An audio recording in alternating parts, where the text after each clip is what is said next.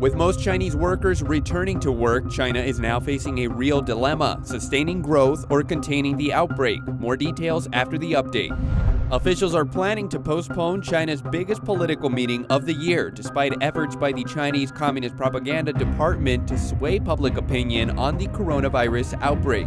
And Hubei province has issued 3 urgent orders. Residents are now under a 24-hour lockdown, essentially sealing up the province.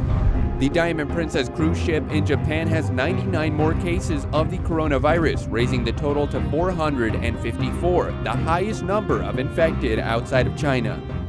Welcome to China in Focus. I'm your host, Tiffany Meyer. So how serious is the situation inside China? The Chinese regime is planning to postpone its annual Congress in March, the biggest political meeting of the year, amid fears of the coronavirus. About half a month before the scheduled date of the National People's Congress, the epidemic of the coronavirus has not eased up. According to Hong Kong media, one of Beijing's council staff members went to work directly because he did not return to Hubei without isolation. As a result, he was diagnosed with the coronavirus and caused more than 60 people in his department to be taken away for isolation. After that, Beijing ordered anyone returning from other places to be kept in isolation for 14 days. And on February 16th, Hubei province in China issued 3 urgent orders, effectively sealing up the province. According to the new orders, residents are placed under 24-hour mandatory lockdown, and defying it is punishable by law. As part of the orders, each family can only allow one family member out every 3 days to buy necessities. And there is only one entrance to go out and come back in, so that authorities can keep track of everyone coming and going. One city, Xiaogan City, nearly 40 miles from the capital Wuhan, is under even stricter measures. Officials on February 17th ordered that all residents be put under mandatory lockdown. Anyone who tries to go out will be punished and detained for up to 10 days. Since so many people are under lockdown and can't go out to buy food, residents have come up with clever solutions. This video from social media in Hubei shows people lowering buckets to pass along food. The Communist Party of China's propaganda department has asked media to only report positive stories on the, quote, prevention and control of the outbreak. This is to sway public opinion and give a sense that everything is okay. Some stories have sparked debate, like this one about a medical staff who gave birth to twins 20 days ago and then went back to the hospital to work out of her own initiative. Her husband drove the 7 hours to the hospital and back. When the twins woke up, they asked the father where their mother was going. While this was supposed to spark a positive response, netizens weren't convinced and pointed out how amazing it was that a 20-day-old baby could talk. One sarcastically wrote, quote, "I thought the 20-day-old baby cut his own umbilical cord and went to the front lines," while another pointed out that all roads are closed in an attempt to stem the outbreak and wondered how the father could drive to the hospital without encountering any obstacles. The spread of the coronavirus around the world is getting more severe. 99 more people have tested positive for the coronavirus on board the Diamond Princess cruise ship, which is currently docked in Japanese waters. This raises the total infected to 454, the highest number of infections outside of China. And the Westerdam cruise ship, which was turned away by several countries for fears of someone on board having the coronavirus, finally docked in Cambodia. Officials said no one tested positive on board for the virus. When the ship docked, Cambodia's prime minister greeted the passengers with handshakes and roses. It seemed like a good call. Cambodia pleased its closest ally, China, and its most powerful critic, the U.S. But after hundreds left Cambodia, one woman tested positive for the virus in Malaysia. Now officials are scrambling to track down the more than 2,000 passengers who had left the cruise ship and are now scattered around the world. After an extended Lunar New Year holiday, China is now getting back to work under the order of authorities. Experts say it's a risky move. NTD's Juliet Song has the details.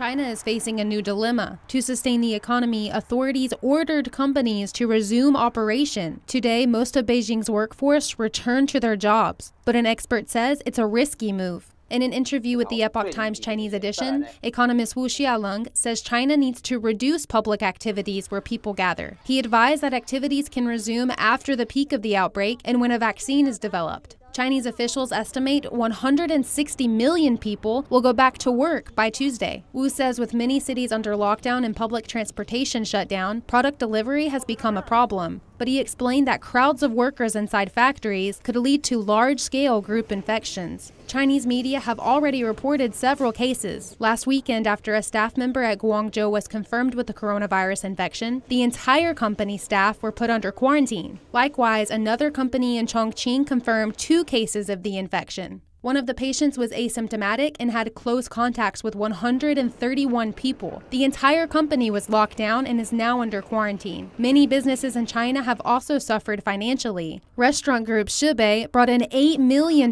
in revenue in 2018, but even it says if the disease isn't contained, it won't last more than 3 months with the cash it has on hand.